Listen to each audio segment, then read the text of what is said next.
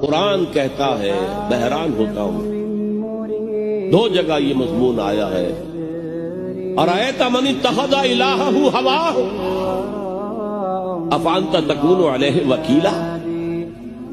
اے نبی، تم نے دیکھا اس شخص کو، اس کے حال پر غور کیا جس نے اپنی خواہش نفس کو اپنا الہ بنا لیا ہے۔ اللہ اکبر، الہ، لا الہ الا اللہ، کلمہ توحید کا مرکزی لفظ یہاں آ رہا ہے، من اتخذ الہہ ہواہ، جس نے اپنی خواہش نفس کو اپنا معبود بنا لیا، الہ بنا لیا۔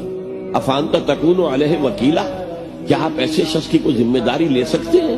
سود حرام ہوا کرے جی، حرام حرام، ہمارا دھندا جو ہے وہ آگے بڑھ نہیں سکتا، اللہ کے حکم کو پیچھے ڈالا، نفس کے تقاضے کو آگے رکھا۔ کون معبود ہے آپ؟ نام عبداللہ رکھیے، نام عبد الرحمن رکھیے، ہے عبد النفس، نفس کے بندے، نفس کے غلام۔